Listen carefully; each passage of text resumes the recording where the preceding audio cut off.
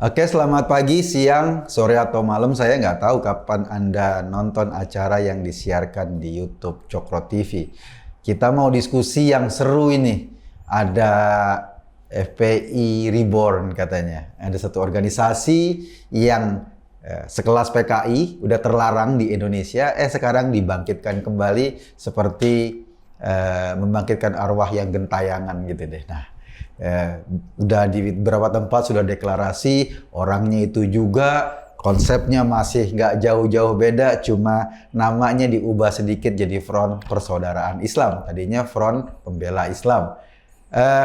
Ini di dua orang di studio yang sudah hadir di sini, ada pengamat terorisme, ada Cak Islah Barawi. Makasih Cak udah hadir lagi di sini kita diskusi. Dan satu lagi Mas Guntur Romli, intelektual muda dari NU. Mas Guntur, makasih Mas. Sudah hadir di sini. Luar biasa. Dua-duanya ini sudah lagi perawatan wajah agak glowing. Saya enggak. Jadilah saya mau langsung nih mau dapat perspektif ini dari perspektif Anda soal FPI Reborn ini, lahirnya organisasi baru, sebetulnya nggak baru-baru banget ini, cuma ganti baju, bajunya juga nggak ganti-ganti banget. Mungkin Cak Islah bisa punya pandangan sedikit, Cak. Sebenarnya FPI Reborn ini, terima kasih Mas Eko, saya lupa itu. Jadi FPI Reborn ini kan sebenarnya sama konsepnya seperti lahirnya FPI pada awalnya. Ini persoalan pragmatisme politik. Oke. Jadi ini persoalan kebutuhan politik pada saat itu. Nah, FPI Reborn ini sebenarnya tidak jauh beda dengan itu. Ketika FPI dilarang, Front Pembela Islam dilarang, lalu muncul Front Persaudaraan Islam ini muncul sekarang secara sporadik. Ini kan, ini kalau kacamata saya, ini persoalan etalase saja. Mereka hanya ingin masuk bursa pemakai. Oh, gitu. Bursa pemakai, karena memang ini persoalan pragmatisme politik. Ya, jadi menurut saya ini hanya semacam dia ingin masuk bursa, berusaha mengkosmetis dirinya dengan model baru, Reborn ini. Tapi sebenarnya dia sedang finding a user sebenarnya. Dia mencari pemakai aja sebenarnya saat ini.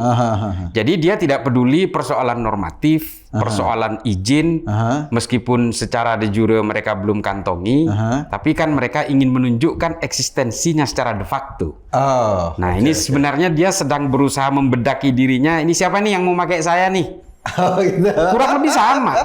Kurang lebih sama.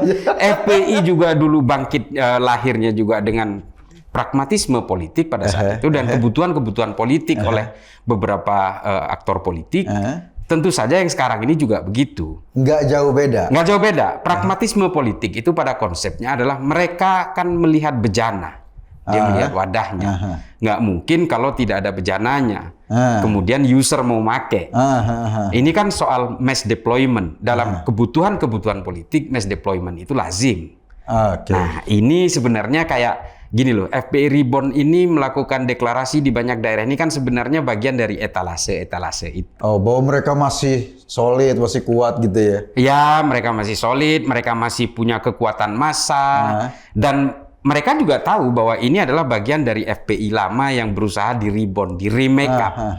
Nah, konteksnya ya itu. Gitu. Siapa yang mau beli? Menurut saya begitu. Mas Guntur nih. Tadi Cak Islah bilang ini kebutuhan politik. Apa masih relevan politik kita ke depan dengan organisasi dalam tanda kutip setengah preman kayak gini? Ya, jadi bahwa fakta tidak ada perbedaan antara FPI baru dengan FPI lama. Kalau kita baca berita pengakuan dari Aziz Yanwar, kuasa hukum FPI lama, terus yang baru, kemudian kuasa hukumnya Rizik Syihab, dia kan pernah bilang bulan Januari 2021 setelah FPI itu dibubarkan, mereka memang sudah mau mendirikan Front Persaudaraan Islam (FPI). Dan itu semua atas restu ya Rizik Syihab. Mau soal ADRT, mungkin cuma namanya Rizik yang nggak ada di situ. Tapi kan ketua umumnya juga ya orang FPI yang lama, termasuk juga waktu deklarasi awal-awal Munarman juga waktu itu masih ikut, ya kan awal-awal. Yang rame sekarang itu kan deklarasi di daerah-daerah. Yeah. Tapi kan sebelumnya ada sejak FPI itu dibubarkan, mereka langsung bikin yang namanya FPI baru ini gitu. Jadi kalau kita melihat tidak ada perbedaan antara FPI lama dengan FPI baru. Nah, FPI baru ini menurut saya lebih berbahaya daripada FPI yang lama. Kenapa? Kenapa lebih berbahaya? Karena tujuannya untuk menipu. Pembohongan publik. Seolah-olah ada organisasi baru, padahal itu persis. Orangnya sama, ideologinya sama, ya. Kegiatan-kegiatannya pasti juga lama, tindakan-tindakannya juga sama gitu loh. Kan tidak ada yang bisa membedakan antara FPI yang lama dengan FPI yang baru. Nah, makanya itu yang disebut lebih berbahaya karena FPI baru tujuan untuk menipu publik. Melakukan pembohongan kepada publik, memberikan bungkus yang baru kepada barang yang sudah busuk. Ada barang yang sudah rusak. Nah, ini menurut saya yang lebih berbahaya. Kalau udah lama ya, barang lama isi busuk, kemudian bungkusnya rusak, udah kita tahu. Tapi kalau barangnya busuk, barangnya rusak, kemudian dibungkus dengan hal yang baru, nah ini yang berbahaya. Makanya sebutnya berbahaya. Kemudian yang kedua, saya tadi melanjutkan dari yang disebutkan oleh Gus Islah tadi, bahwa ini memang siapa yang mau pesan kelompok ini. Ini sangat relevan ketika Anda nanya soal apakah masih relevan dengan kondisi saat ini, sangat relevan. Karena saya melihat bahwa FPI Reborn ini ada yang katakanlah mendukung, ataukah mungkin juga bisa memberikan dukungan, apakah finansial atau apapun namanya itu. Tapi intinya ini tujuan adalah politik 2024. Oh, ujung-ujungnya itu ujungnya kalau ya? saya itu. Kalau saya melihat ini ada dugaan kuat kalau menurut saya itu terkait dengan pencapresan Anies Baswedan FPI Reborn ini. Kenapa? Karena ya kalau kita melihat bagaimana dulu Anies menggunakan FPI pada Pilkada Jakarta. Ya. Dan tidak menutup kemungkinan pada tahun 2024 Anies yang sudah gagal memimpin Jakarta, tapi dia masih mau ngotot dengan pencapresan, masih menggunakan isu-isu agama dengan ya siapa lagi? Pokoknya kalau bukan FPI, kalau FPI lama sudah dibubarkan. Dan kita ingat bahwa Anies ini ketika FPI lama itu masih ada selalu datang di miladnya FPI. Kemudian ketika Rizik datang dia ikut menyambut, ya kan? Harusnya orang datang dari luar negeri, zaman itu harus karantina, dia malah ikut menyambut bertemu dengan Rizik, ya kan? Nah, kita lihat bahwa FPI Reborn ini memang terkait dengan politik-politik 2004 yang saya sangat kuat, sangat kuat dengan kengototan Anies untuk menjadi capres. Ya, apapun partai yang mendukung, apakah PKS atau apa, tapi irisan ini sangat-sangat kuat bahwa FPI Reborn ini terkait dengan pesanan-pesanan politik yang pada akhirnya pada tahun 2024 akan kembali politik identitas keagamaan itu semakin menguat dengan siapa yang mau mengorder FPI Reborn ini. Itu menurut saya. Oh gitu ya. Nah ini menarik ya. Tadi Ca Islah bicara bahwa nanti siapa yang mengorder. Bro Guntur malah sudah jelas menyebut siapa yang order. Kita buka aja. Memang seperti itu.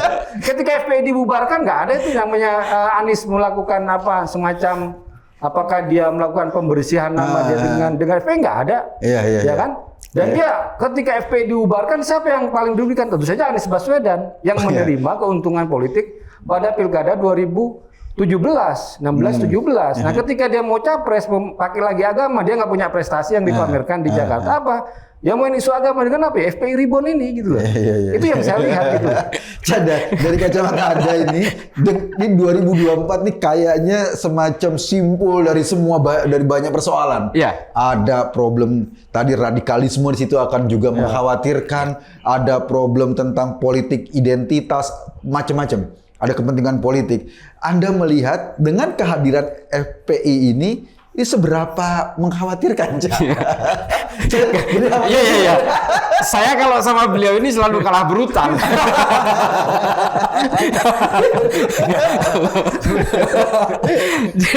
Jadi memang kalau kita melihat ya, kalau dari secara perspektif politik, sejak tahun 2014, 2019 secara skala nasional memang kelompok-kelompok seperti ini kan memang sebenarnya tidak pernah berhasil kalau kita lihat. Tapi ada skala kecil yang bisa dijadikan satu parameter pada Pilkada 2017 ternyata mereka berhasil. Di Jakarta tapi tapi dalam satu skala kecil. Nah, memang lokomotif ini seolah-olah menjadi role model untuk dikembangkan pada skala nasional.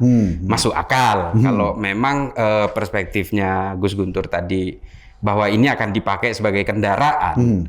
Meskipun sudah 2 kali pemilu ternyata mereka tetap kalah misalnya, saya kira di 2024 ini nanti akan menjadi satu zero sum game lah. Semacam perang bubat di situ. Ini pertarungan yang luar biasa akan terjadi. Dan yang jelas, kita juga tidak harus terlalu fokus terhadap FPI Reborn ini sebenarnya. Kita juga harus fokus bahwa yang mungkin kita tidak tahu, kelompok-kelompok jaringan teroris yang selama ini clandestine, underground, itu juga sedang membangun kekuatan untuk memasuki sektor-sektor siasa, sektor-sektor politik. Seperti yang kita tahu dari Jamaah Islamiyah, kelompok terlarang, kelompok teroris yang memang sedang diuber-uber pihak kepolisian, itu sudah memasuki ranah-ranah politik. Bahkan mendirikan partai politik. Mereka mendirikan partai politik? Mendirikan partai politik. Oh, apa nama partainya, Cak? Kalau tidak salah ya, PDRI, Partai Dakwah Republik Indonesia. Wow. Nah, ini menjadi fokus kita bahwa pertarungan-pertarungan dengan politik identitas ini memang bukan hanya domainnya pihak, ini mohon maaf, pihak Anies Baswedan yang seperti disebut Gus Guntur. Saya agak mikir menyebut nama, kalau beliau ini kan ini militannya luar biasa. Tapi kalau menurut saya memang ada banyak multispektrum penggunaan politik identitas. Ini akan terjadi di 2024. Bukan hanya mereka yang mendukung FPI Reborn, tapi juga ada kelompok-kelompok lain yang akan menggunakan ini.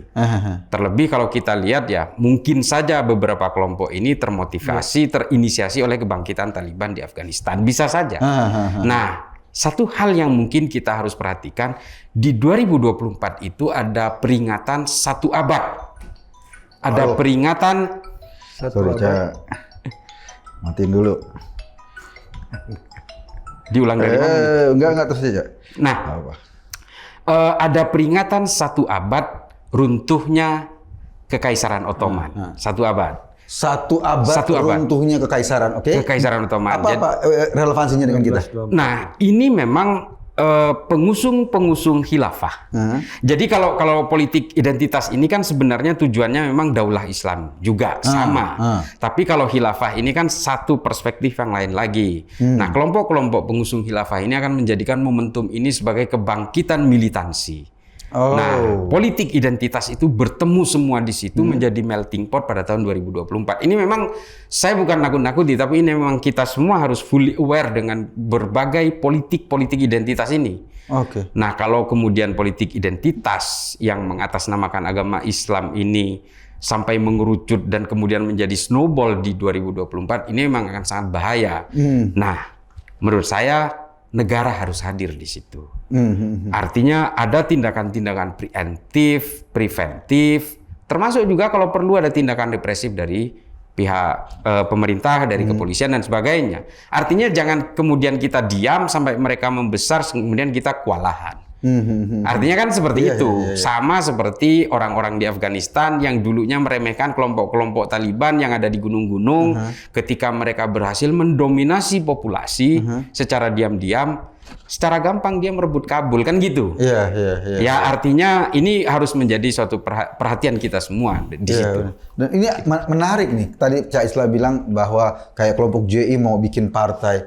Dalam perspektif demokrasi kita ya, FPI katakanlah bikin organisasi formal. Kalau mereka nggak bikin organisasi formal, mereka clandestine kayak gitu, apakah jauh lebih berbahaya atau lebih baik mereka bikin organisasi formal gitu biar gampang terdeteksi? Termasuk juga kelompok JI tadi. Itu Mas Guntur ngelihatnya gimana, Mas? Kalau saya ngelihat kan lebih ke orang ya. Mau ada organisasi atau tidak, tapi kalau orang itu juga provokator, preman berjubah agama itu sama aja menurut saya itu. Mau pakai organisasi atau tidak. Tapi yang penting dari Gus Islah tadi itu adalah bagaimana Taliban itu menjadi inspirasi politik. Itu yang menurut saya lebih kuat. Tahun 2024 Indonesia. Dan kita harus mewaspadai hal itu. Bahwa ada keinginan untuk melakukan Talibanisasi Indonesia dengan menggunakan ya isu politik identitas. Ya termasuk ya kalau saya melihat ya dari sejarah, kita kan nggak bisa melupakan apa yang sudah lewat, ya termasuk dengan adanya kenapa FPI itu masih ngotot dengan mendirikan organisasi baru dengan orang-orang yang sama. Artinya apa ya? Mereka itu kan ada pembelinya gitu loh. Ada usernya, seperti tadi yang dalam konteks FPI mungkin ini barang dagangan aja gitu ya. Udah ada, dan kita tahu siapa pembelinya. Anies Baswedan 2017 gitu kan. Tapi 2004 ya dia lagi gitu. Dan kalau lihat kelompok-kelompoknya siapa yang bermain, termasuk penyumbang dana dan sebagainya, kita perlu waspadai ya. Bagaimana kebangkitan Qatar misalnya ya di Timur Tengah ya, dengan memberikan support yang luar biasa kepada Taliban dan juga kepada katakanlah politik Islam yang lain di Timur Tengah yang lanskapnya itu jadi berbeda. Itu juga kaitannya dengan Indonesia itu bagaimana ya? Kita lihat bagaimana perang dagang antara Cina dengan Amerika, kemudian juga dengan yang di Timur Tengah. Ini kan semua terkait. Yang pada akhirnya siapa sih kelompok yang dianggap menjadi pemenang? Dalam politik itu kan akhirnya kan kekuasaan adalah segalanya, dan dalam ekonomi dan keuntungan adalah yang utama. Nggak jelas apakah ideologinya mau pakai agama atau nasionalisme. Nah, kita akan melihat pada perang di situ gitu loh. Ya kalau melihat bagaimana Afghanistan akhirnya yang Taliban yang menang, yang didukung karena pada fakta real politik dan juga kekuatan militer mereka yang menang, akhirnya dia yang dukung. Nah kita Indonesia menghadapi cobaan yang seperti itu, bahwa ketika politik identitas, ya meskipun kata Gus Islah tadi itu ada katakanlah kegagalan dari kelompok-kelompok mereka, tapi kan kegagalannya kan tidak dianggap sebagai trauma ya, sebagai tidak boleh berjalan lagi, enggak. Mereka kan ya ini coba lagi ya kan. Dalam Pilpres kita tahu di 19 mereka gagal, tapi mereka selalu menunggu momen. 2017 ketika Ahok tergelincir ya dengan ucapan seperti itu ya dimanfaatkan sedemikian rupa, dan sekarang mereka menunggu siapa lah calon-calon potensial yang akan menjadi lawannya Anies Baswedan yang bisa diserang dengan isu agama, isu PKI, isu komunis, isu macam-macam lah, anti agama, anti Islam, dan itu yang mereka tetap akan pakai itu lah. Nah sementara yang capres yang mereka dukung, yang dipaksakan gubernur yang gagal itu Anies Baswedan ya, mereka akan dukung dengan pesona, dengan simbol-simbol agama. Dan itulah konteks kenapa FPI itu harus rebound, harus dilahirkan kembali menjadi katakanlah ormas ya, dengan tujuan pesanan-pesanan politik ke depan itu. Karena kan kalau bicara FPI siapa sih tugasnya sih? Apakah mereka bangun pesantren? Apakah mereka bangun masjid? Apakah mereka melakukan syiar keagamaan? Kan tidak. Kalau itu kan sudah ada NU bangun pesantren, ada Muhammadiyah, pesantren, lembaga pendidikan, sekolah, ya madrasah, pusat layanan masyarakat dan kesehatan masyarakat dan sebagainya itu sudah tuh. Tapi kan FPI kan tidak. Dia mirip seperti HTI. Dia partai politik ya, atau yang ini adalah ormas yang memberikan dukungan pada politik dengan tujuan politik gitu loh. Saya hanya menguatkan apa yang disampaikan oleh Gus Islah. Beliau kan akademisi, pengamat, harus kayak gitu. Tapi kira-kira konteksnya seperti itu gitu kan. Tapi yang paling menarik sebetulnya seberapa mengkhawatirkan sih Cak gerakan-gerakan politik identitas atau katakanlah gerakan yang lebih radikal untuk mengancam Indonesia ke depan nih Cak? Ini kan kalau kita berbicara tentang betapa bahayanya, sangat bahaya. Kalau kita melihat dari kejadian-kejadian di banyak negara, seperti di Somalia, di Nigeria, bagaimana politik identitas di sana itu bergulir cepat. Muhammadu Buhari, ada dulu di Somalia itu ada cikal bakalnya Al-Shabaab, namanya Al-Ittihad Al-Islamiyah. Ini luar biasa memang. Artinya mereka membangun dari sesuatu yang kecil itu, lalu kemudian dia menggelindingkan suatu iceberg gitu ya, dan kemudian membesar sehingga akhirnya secara politik pemerintah kewalahan sampai dignity wibawa dari pemerintahan itu nggak ada lagi. Akhirnya terkooptasi oleh kelompok-kelompok yang menggunakan politik identitas ini. Dan itu terjadi juga di Libya, terjadi juga di Mali dan sebagainya. Suriah juga akhirnya seperti itu. Dan kali ini kita tahu ada Afghanistan. Ini sangat bahaya karena apa? ke depan ini kan persoalan shifting global shifting power game sebenarnya. Bagaimana kemudian Amerika dengan mudahnya dia keluar dari Afghanistan karena dia sudah mulai ingin menguasai Asia Pasifik dengan menguatnya Cina. Artinya ada geopolitik global yang juga harus menjadi pertimbangan. Nah, Indonesia berada di tengah-tengah itu. Di tengah berbagai pertarungan pelanduk itu, Indonesia memang kemudian menjadi satu pertaruhan burden bahwa politik identitas ini kemudian mau tidak mau akhirnya menguat dengan sentimen-sentimen global yang terjadi. Entah itu terinisiasi oleh Taliban, entah sentimen anti terhadap Amerika, atau sentimen pro-Amerika dan sebagainya. Nah, ini akan sangat menginfluen kehidupan berpolitik kita.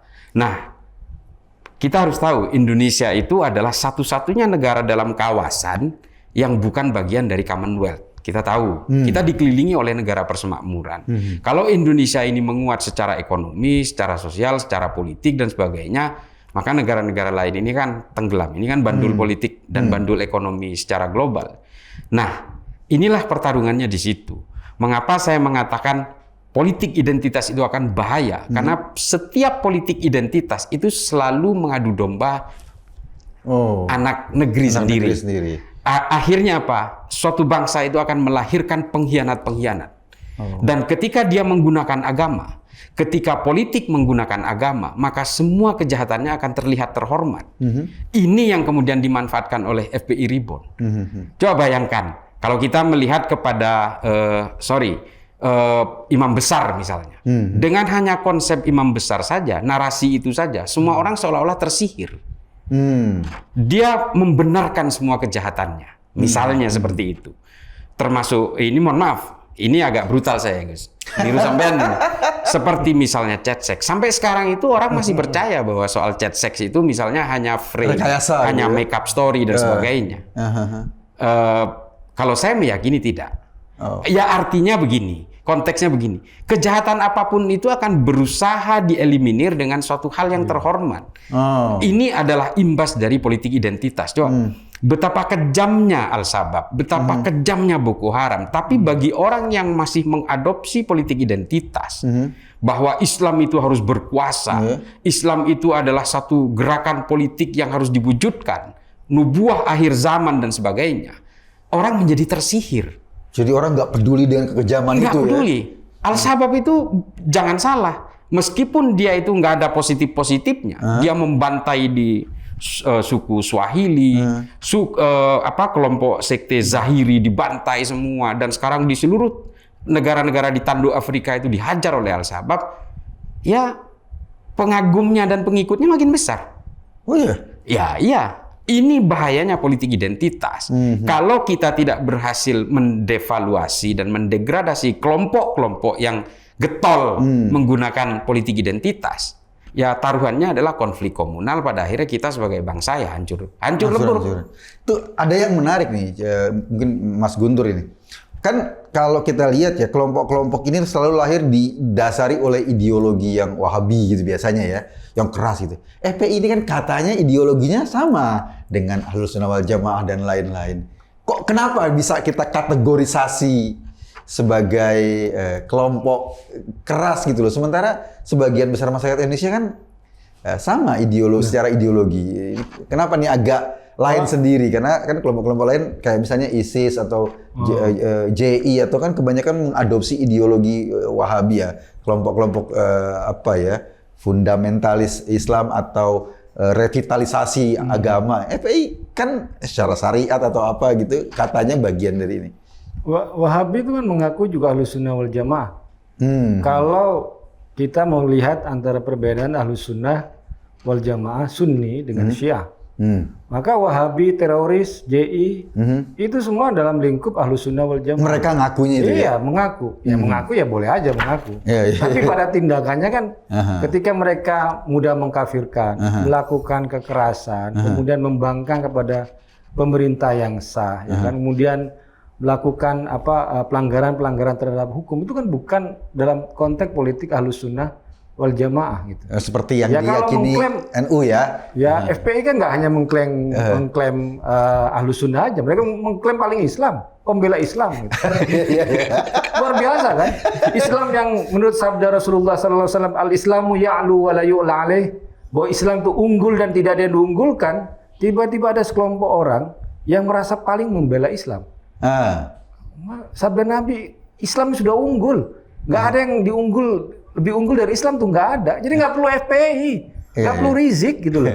Ini kok, tapi mereka dalam klaim-klaim politik itu yang mereka lakukan gitu loh.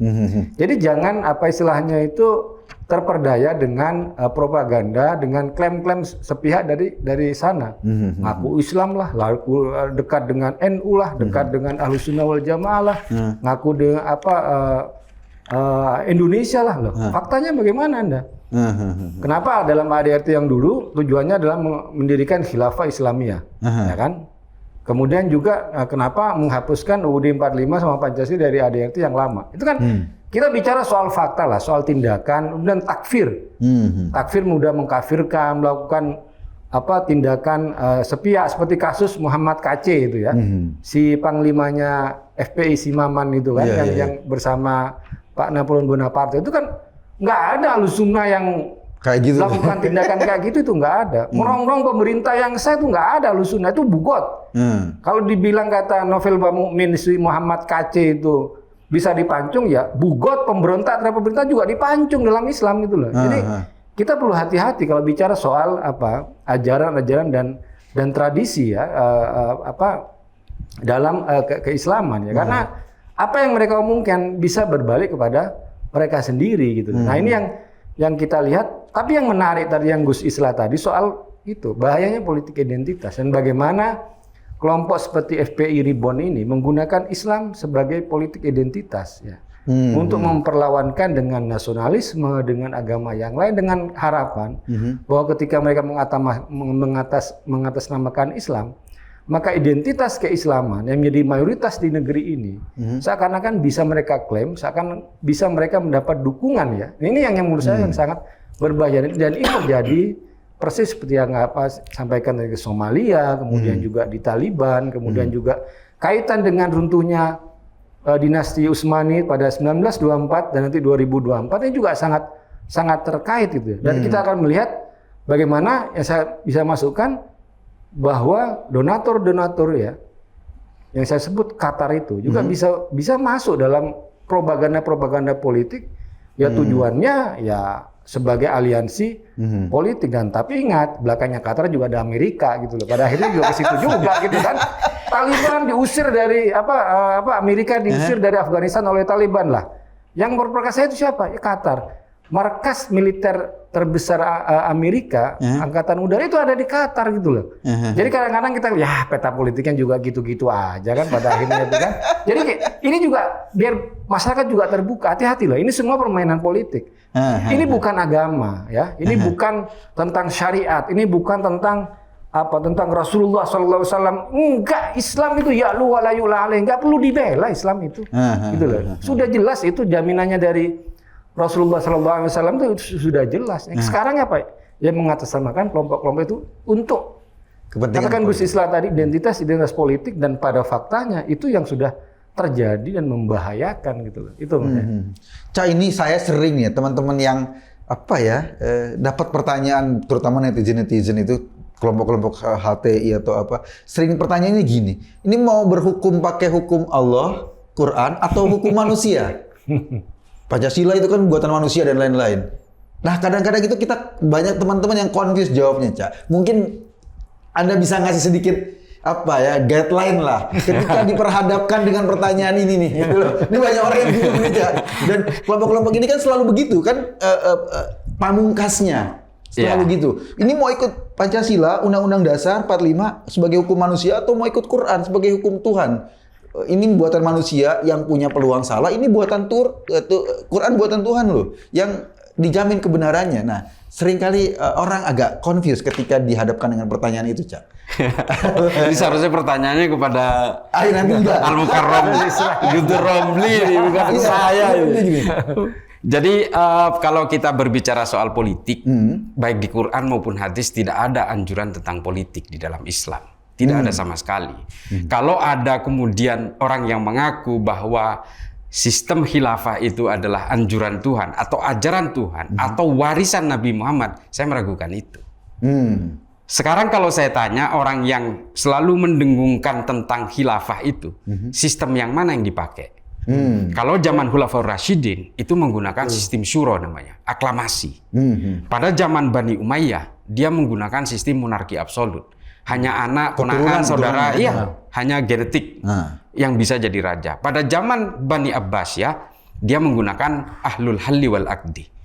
Gimana? Artinya dari sini ada hal yang berubah-ubah. Dari 3 periode ini saja sudah berubah-ubah. Nanti pada zaman Utsmaniyah itu sudah berbeda lagi. Pada zaman Bani Umayyah di Eropa berbeda lagi. Dia membagi kekuasaan-kekuasaan dalam bentuk-bentuk terkecil terhadap saudara-saudaranya, terhadap saudara sepupunya dan sebagainya. Ini banyak sekali sistem dalam khilafah ini. Apakah mungkin kalau memang itu anjuran Tuhan atau memang itu warisan dari Nabi Muhammad kemudian berubah-ubah? Ini kan sebenarnya mulkan-mulkan. Ini kerajaan-kerajaan yang bisa membuat sistemnya sendiri. Bedanya dengan Pancasila di mana? Pancasila itu adalah kesepakatan dari semua bangsa Indonesia ini supaya semua terakomodasi karena perjuangan kemerdekaan bangsa ini dilakukan bersama-sama. Islam, non-Islam dan sebagainya. Satu. Itu semua rangkaian itu satu. Yang kedua adalah saya selalu menyuarakan ini. Khilafah itu tidak mungkin bagian dari ajaran Islam. Kenapa? Kalau memang khilafah ini adalah ajaran Islam, konflik antara Sayyidina Umar dengan Sa'ad bin Ubadah tidak akan terjadi. Konflik antara kaum Muhajirin dengan kaum Ansor tidak akan terjadi. Tidak akan terjadi itu. Ini Kanjeng Nabi wafat, belum juga jenazahnya dimakamkan, konflik antara Sayyidina Umar dan Sa'ad bin Ubadah itu sudah terjadi. Kaum Muhajirin dan kaum Ansor sudah terjadi berkonflik. Artinya kalau memang ada warisan politik dari Nabi Muhammad, konflik ini tidak akan ada. Karena sistemnya sudah terbentuk. Iya kan? Konflik ini membuktikan bahwa Nabi Muhammad memang tidak pernah mewariskan sistem politik. Akhlakul karimah saja. Hanya itu menurut saya. Nah, ini pandangan saya. Lalu konflik ini berujung dengan pembunuhan Sa'ad bin Ubadah. Sudah kabur ke Suriah, masih dipanah, dibunuh. Belum kita bicara soal pembunuhan-pembunuhan berikutnya. Iya kan? Sayyidina Umar taruhlah dibunuh orang Parsi. Tapi Sayyidina Utsman dibunuh siapa? Sesama Islam. Sayyidina Ali, Sayyidina Hasan, Sayyidina Husain. Nah, artinya apa? Mungkinkah Tuhan mewariskan dan memberikan ajaran politik yang pada akhirnya berujung dengan pembunuhan-pembunuhan dan kejahatan-kejahatan yang brutal ini? Jadi menurut saya, Pancasila ini adalah bagian juga dari sistem yang dilakukan oleh mulkan-mulkan itu, kerajaan-kerajaan itu. Tidak ada bedanya dengan kesepakatan pada zaman Bani Abbasiyah dengan ahlul halli wal aqdi, atau dengan sistem Bani Umayyah, atau dengan sistem syuro dan sebagainya. Ini kan soal kesepakatan bangsa saja. Ya artinya kalau kita mau bicara politik, ya kita bicara kesepakatan. Saya kira begitu kalau berkaitan ini. Nah, lalu ada orang misalnya pendukung khilafah yang mengatakan nanti kalau sistem khilafah ini tegak di Indonesia, orang bebas memeluk agama sesuai kepercayaannya. Mereka bebas melakukan ibadah sesuai. Loh, bedanya dengan Pancasila apa? Ngapain mesti dirubah? Pancasila juga udah begitu. Artinya soal khilafah ini adalah gimmick politik. Ini gimmick politik identitas lagi. Ujung-ujungnya kekuasaan juga mereka ya? Sama. Makanya saya dari awal sangat tidak setuju kalau Taliban ini diidentikan dengan Islam. Islam nggak begitu kok. Islam itu nggak begitu. Nggak kejam, nggak brutal. Ini belum apa-apa udah konflik. Ada ISIS-K, Khorasan dan sebagainya. Ada aliansi utara, ada bom meledak di bandara, meledak di Afghanistan Timur. Akhirnya apa? Kalau ini terlalu diidentifikasi sebagai Islam, orang itu gerah melihat Islam. Iya, benar. Saya kira begitu. Gus, tolong koreksi kalau salah. Udah luar biasa itu, tinjauan sejarah. Mas Guntur, pertanyaannya sama itu. Kalau saya ingin kutip aja yang disampaikan oleh seorang kiai pahlawan nasional, Kiai Haji Raden As'ad Syamsul Arifin, ketika melihat soal Pancasila itu kan jelas bahwa Pancasila itu bukan agama dan dia tidak bertentangan dengan agama dan nilai-nilainya itu sesuai dengan nilai-nilai agama. Menjalankan Pancasila berarti juga ikut menjalankan syariat Islam. Itu udah jelas. Oh, jadi memang pertanyaan itu yang salah ya? Itu maksud saya nggak perlu kita bedakan antara mana yang disebut dengan Al-Quran dengan Pancasila karena ini kan dua hal katakanlah yang punya posisi yang posisi yang berbeda. Makanya di dalam NU itu ada di ADRT-nya NU sebagai organisasi keislaman, maka ada dasarnya adalah Al-Quran dengan Sunnah, ada ijma, Sunnah, kemudian juga ada kias, gitu kan. Kemudian juga tentang madhab dan sebagainya. Tapi sebagai lembaga sosial politik Indonesia ya ini adalah UUD 45 sama Pancasila. Jadi kenapa? Ini kan ada dua hal yang posisinya yang berbeda tapi tidak harus saling bertentangan gitu. Karena apa yang nilai-nilai kita sebutkan, memang kenapa mau menolak Pancasila? Coba sebutkan mana sila yang bertentangan dengan Islam.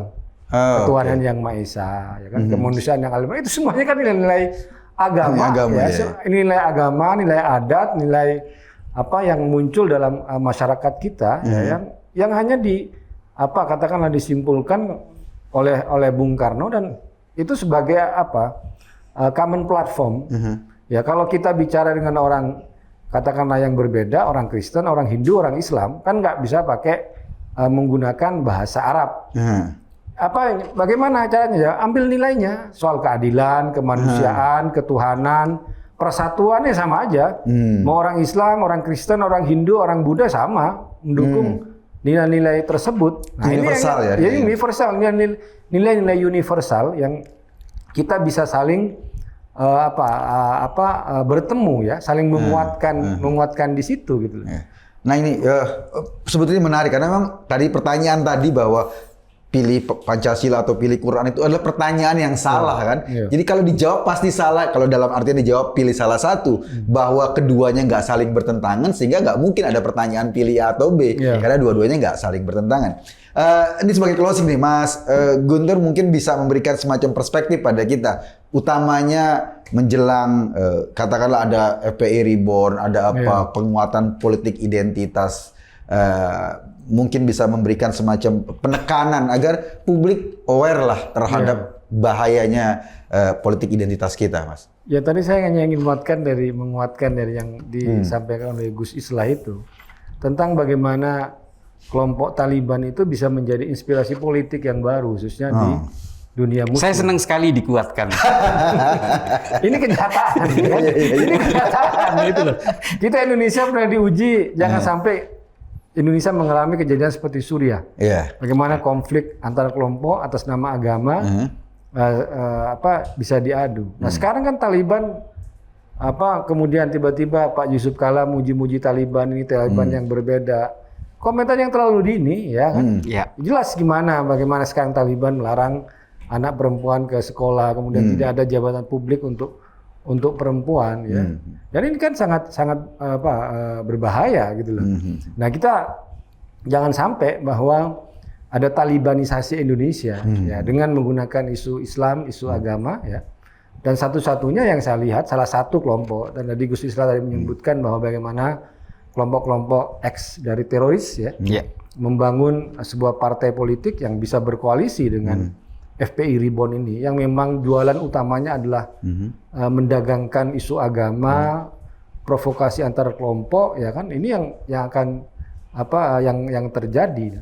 Dan kalau kita ngelihat bagaimana komentar tokoh-tokoh mereka ya, ini kan terkait dengan juga 2024 ya nyebut Anies Baswedan sebagai capres mereka dan sebagainya. Itu kan salah satu, ini perlu kita buka ke publik biar publik juga sadar gitu loh bahwa ini hanya permainan politik belaka. Ini nggak ada hubungannya dengan Islam, ini nggak ada hubungannya dengan syariat, ini nggak ada hubungannya dengan agama, tapi agama yang dipolitisasi.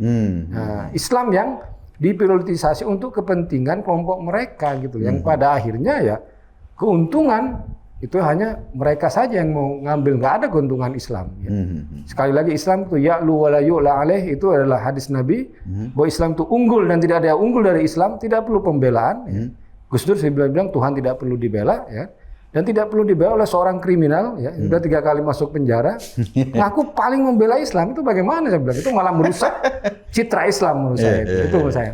Makasih. Oke, makasih Mas Gus Islah. Barangkali ada closing statement yang bisa kita jadikan pegangan nih dalam kondisi terutama teman-teman nih. Kalau saya, Mas Eko, Gus Guntur, terima kasih, saya sering dikuatkan. Kita kan hanya ngambil ini aja. Akademisinya dari sini. Kalau saya terus terang, karena saya paling senang itu selalu menggunakan paradigma sejarah dan juga studi komparasi dengan banyak negara. Memang politik identitas, politisasi agama ini menjadi concern, dan saya paling getol itu menentang itu. Karena banyak sekali negara yang kemudian hancur lebur, konflik tidak berkesudahan, atau setidaknya kalau konfliknya itu sudah selesai, dia terbelah. Sudan contohnya. Jadi dia politik identitas awalnya. Bagaimana Hasan Turabi menggunakan politisasi agama, Umar Bashir dan sebagainya. Hingga akhirnya mereka terlibat dalam perang sipil terpanjang di dunia 24 tahun. Dan setelah itu konflik selesai, tapi selesainya itu kemudian menjadi suatu akibat yang tidak nyaman. Sudan terbelah. Sudan Utara menjadi yang Islam, Sudan Selatan di Juba itu Kristen, dan mereka menjadi negara sendiri-sendiri. Juga dulu India, Pakistan juga kan pernah kayak gitu juga kan? Ya sama kurang lebih. Artinya politik identitas ini pada akhirnya pertaruhannya adalah keutuhan bangsa. Kita ini kan tidak punya historik soal tercerai berai itu sebenarnya. Kita itu dari dulu ya pendiri-pendiri bangsa ini memang selalu ingin menyatukan. Dan mungkin kalau kita pahami, Indonesia ini kan dengan posisi kepulauan dan sebagainya yang tercerai berai, sampai ya bertaburan lah pulau-pulaunya. Mungkin kalau ada di Arab atau ada di Eropa, kita ini sudah 6-7 negara. Tapi kita menjadi satu entitas negara ini luar biasa. Nah ini harus dijaga utuh. Tenun kemajemukan dan sebagainya ini. Jangan sampai ya, coba bayangkan, Afrika saja yang terdiri dari satu hamparan dengan satu negara yang punya laut dan tidak punya pesisir dan sebagainya, itu konfliknya nggak selesai-selesai. Coba lihat aja, googling berita-berita di sana, itu selalu soal konflik. Ini kan karena politisasi agama di sana dengan leluasa memainkan itu. Ya Gus Guntur tadi udah bilang Suriah dan sebagainya, bahkan di Libya itu dual governmentship hanya gara-gara perpecahan dalam agama. Artinya begini, politik ini kan sebenarnya soal kepentingan. Ketika agama diperkosa oleh politik, maka redenominasi di dalam agama itu terbawa dalam kepentingan-kepentingan itu. Coba bayangkan.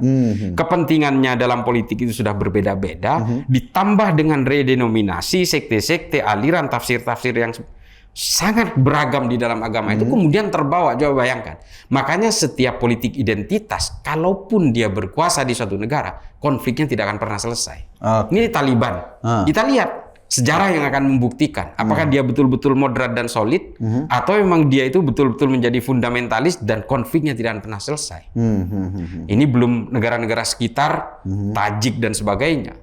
Belum nanti Rusia ikut campur di situ, belum Cina, belum Qatar dan sebagainya. Ini akan menjadi melting pot konflik baru ya. Nah, ini harus kita hindari itu. Kita tidak mau. Kita udah nyaman hidup di negara kita ini. Kita udah betul-betul hidup dengan toleransi. Kita harus membentuk resistensi dari masyarakat supaya menolak politisasi agama, gerakan-gerakan radikal, FPI rebound. Ini kalau bukan masyarakat nggak bisa, nggak bisa kalau bukan resistensi dari masyarakat. Saya kira begitu ya, Gus. Mohon koreksi kalau ini, Gus. Ini suhu saya. Perkuat gitu. Luar biasa ini. Ada dua orang yang memberikan perspektif pada kita tentang kondisi kekinian di Indonesia maupun dengan kacamata geopolitik. Tapi yang paling pasti tadi Cak Islah atau Mas Guntur sudah memberikan contoh. Sampai saat ini nggak ada contoh negara yang menggunakan politik agama tanpa berdarah. Di seluruh dunia, ini satu contoh. Jadi kalau ada orang di Indonesia yang sekarang menawar-nawarkan politik agama dan Anda terima, Anda sedang ingin meneteskan darah pada bangsa ini. Contohnya seperti itu. Dan oleh karena itu, untuk menyelamatkan bangsa ini, kita mulai sekarang sudah mulai berani memisahkan mana wilayah agama, mana wilayah politik, agar kalau bersatu ini akan merusak Karena seringkali politik malah menunggangi agama jadi kuda tunggangannya. Politik memperkosa agama kalau bahasa Politik Inggris. memperkosa agama, ini lebih tajam lagi. Terima kasih Cak Islam, Mas Guntur sudah hadir di terima kasih. acara Seruput Kopi. Sebelum kita tutup, kita seruput dulu kopinya. Ya. Jangan lupa buka. Jangan lupa buka. Udah mau habis. Mantap. Oke, saya Eko Gunadi, kita jumpa di Alhamdulillah. acara diskusi berikutnya. Assalamualaikum warahmatullahi wabarakatuh.